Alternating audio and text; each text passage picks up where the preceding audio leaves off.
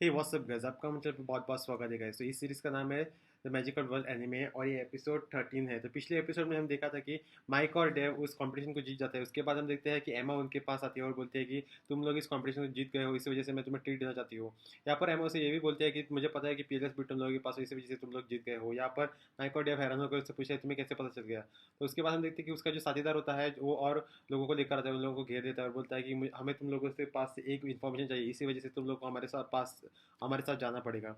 इसके बाद हम देखते हैं कि माइक इस पर गुस्सा हो जाता है और उन लोगों को मारने के लिए तत्पर हो जाता है। तभी हम देखते हैं कि डेव उसे रोक लेता है और बोलता है कि हम लोग एम्मा के सिटी में हैं, इसी वजह से हम लोगों को इनके साथ जाना चाहिए।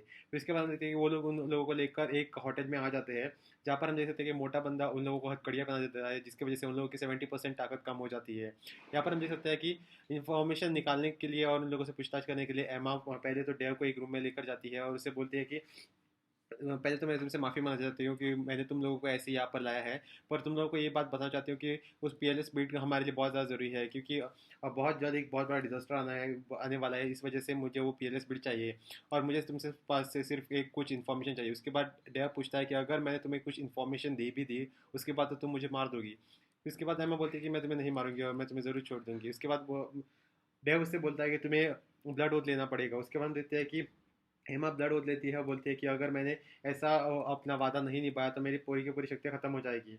और उसके बाद हम देखते हैं कि वहाँ पर डेव उस पर उसे झूठ बोलता है कि हमें एक पीएलएस बेड एक एनिमल है और वो एक लिविंग बीइंग है, जिसकी वजह से हम लोगों को ताकत मिलती है। और वो ये भी बताते हैं इसकी इसी की वजह से मुझे माइक के साथ रहना पड़ता है। और वो यहाँ पर हम देख सकते हैं कि उस पीएलएस बिट की ताकत की वजह से माइक सब कुछ सुन पा रहा होता है और वो दिखता है कि देव एमा से झूठ बोल रहा है, इसी वजह से उस पर हंसने लगता है।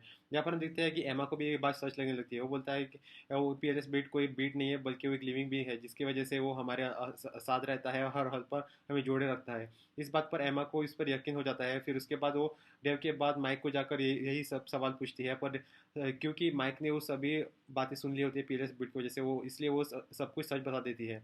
इसी के बाद हम देखते हैं कि एमा को यकीन हो जाता है और डेव ने उसे ये भी बताया था कि हम लोग आज शाम को नदी किनारे उस डिवाइन बीच से मिलने वाले हैं, जहाँ पर हम लोग उससे एक दूसरे से छुटकारा पाने वाले होते हैं। और इसी वजह से एमा उस पर यकीन कर लेती है और एमा डेव के साथ नदी किनारे जाने को लगती है और उस मोटे बंदे को बोलती है कि माइक पर नजर रखो। यहाँ पर हम देखते हैं कि डेव नदी किनारे पर आता है और वो बोलती है कि तुम इस बीस्ट को बुलाओ। तभी हम देखते हैं कि डेव बोलता है कि पहले मेरी हथकड़ियाँ तोड़ो। फिर हथकड़ियाँ तोड़ने के बाद वो वहाँ पर एक इल्यूजन बना लेता है, जिसे लगता है दिक्कत लगता है एमा को ये वही बीट है, जहाँ पर हम देखते हैं कि वो टेलीपोर्टेशन की मदद से वहाँ पर माइक को भी बुला लेता है और उसके हथकड़ियाँ तोड़ लेता है और एमा को लगता है कि यहाँ पर कुछ गड़बड़ है।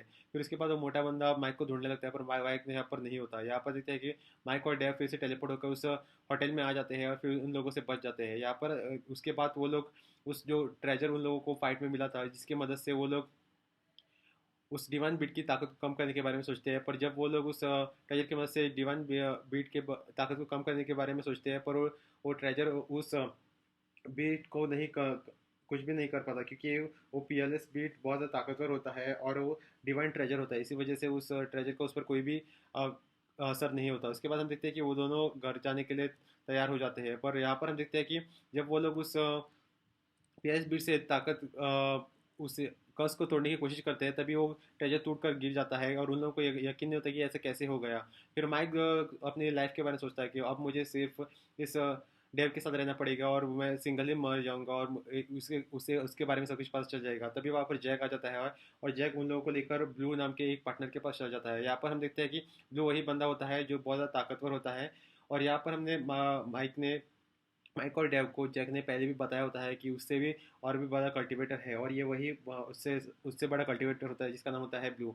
और ब्लू उनसे बोलता है कि तो तुम लोगों के पास पीएलएस बीट है, वो ये मुझे पता है। उसके बाद हम देखते हैं कि वो लोग उन लोगों को स्टोरी बताते हैं कि हम लोगों ने उस ट्रेजर की मदद से उस पीएलएस बीट की ताकत को कर्स को तोड़ने की कोशिश की, पर वो ट्रेजर ही टूट गया। पर उसके बाद वो ब्लू बंदा बोलता है कि पीएलएस बीट एक डिवाइन ट्रेजर है, इसी वजह से उसे उस ट्रेजर पर उसका कोई भी असर नहीं होने वाला है। उसके बाद हम देखते हैं कि वो बंदा माइक और डेव को ये भी बोलता है कि तुम लोग को कल्टीवेट करना होगा और तुम लोगों को 9th लेवल पर पहुंचना होगा 30 साल से पहले। अगर तुम लोगों ने ऐसा किया तो हम लोगों को बहुत ज़्यादा मदद हो जाएगी, क्योंकि एक बहुत बड़ा डिजास्टर आने वाला है। उस डिजास्टर में तुम लोगों को हमारी मदद करनी होगी। यहाँ पर हम देखते हैं कि वो ब्लू जो बंदा होता है वो बहुत ज़्यादा काइंड होता है और उन लोगों को गाइड करते हुए बोलता है कि तुम लोगों को अपनी कल्टीवेशन पर ध्यान देना होगा, और इस बारे में हम लोग बाद में बात कर सकते हैं। और यहाँ पर हम देख सकते हैं कि उसके बाद तो वो उन लोगों को गाइड करते हुए बहुत सारी इन्फॉर्मेशन बताने लगता है, और उन लोगों को बोलता है कि तुम अभी तो उस कर्ज से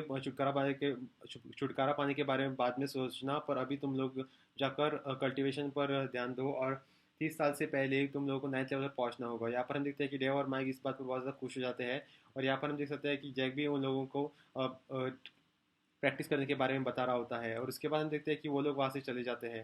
और यहाँ पर हम देखते हैं कि डेव और माइक उसी के बारे में सोच रहे होते हैं, और उसके बाद हम देखते हैं कि वो लोग प्रैक्टिस करने के बारे में सोचते हैं कि कैसे वो लोग प्रैक्टिस करेंगे।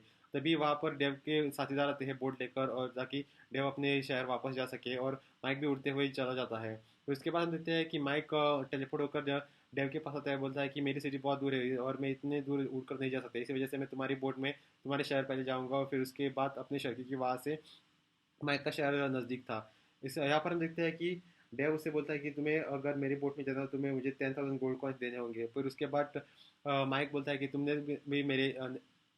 भी तो मेरे टेंट में शरण ली थी, इसी वजह से तुम्हें मैं कुछ भी रेंट नहीं दूंगा, मैं तुम्हें सिर्फ 100 कॉइन दूंगा। उसके बाद डेव बोलता है मैंने तुम्हारे टेंट में शरण ली थी, इस वजह से तुम्हें 999 कॉइन्स देने होंगे, गोल्ड कॉइन्स। उसके बाद हम देखते हैं कि माइक से मना कर देता है, फिर आखिर में उसे 800 कॉइन्स देने ही पड़ते हैं। यहाँ पर हम देख सकते हैं कि वो लोग बातचीत कर रहे होते हैं, फिर उसके बाद उन लोग के खाने का टाइम हो जाता है, और माइक ये बोलता है कि तुम्हें तो मैंने 800 कॉइन्स दिए और तुम मुझे सिर्फ एक बिस्किट दे रहे हो। उसके बाद डे बोलता है हमारे सिटी में अकाल पड़ा हुआ है, इसी वजह से सिर्फ अच्छा खाना छोटे बच्चे खा सकते हैं और बड़े लोगों को सिर्फ बिस्किट खाने को मिलता है। यहाँ पर हम देख सकते हैं कि वो लोग फिर से ट्रैवल करने लगते हैं।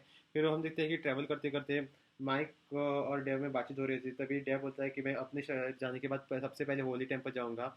उसके बाद तो माइक आने की जिद करता है, तो डेव बोलता है तुम हमारे होली टेम्पल में नहीं आ सकते, पर तुम्हारे सिटी में ज़रूर आ सकते हैं।